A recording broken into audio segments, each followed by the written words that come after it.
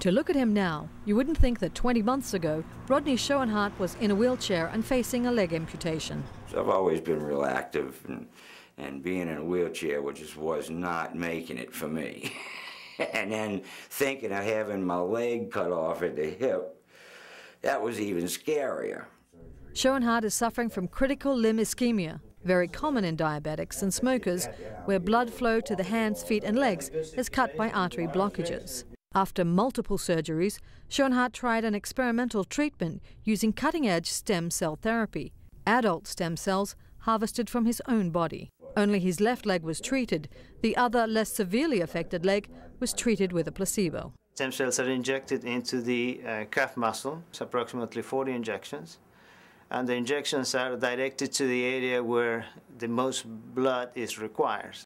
Schoenhardt was one of 11 patients in the trial. All reported less pain and more movement. For him, relief came quickly. 2 days after the stem cells were injected in my leg, I haven't had an ischemic pain in that leg.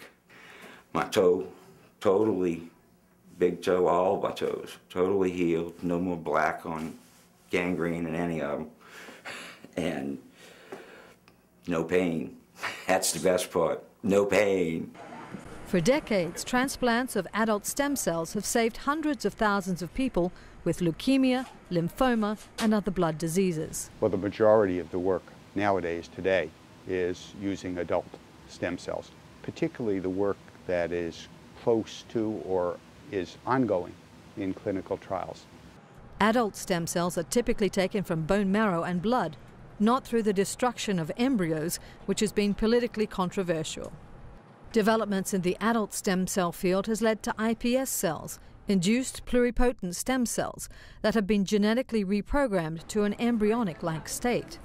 Dr. Sivan insists all types of stem cells need to be studied further.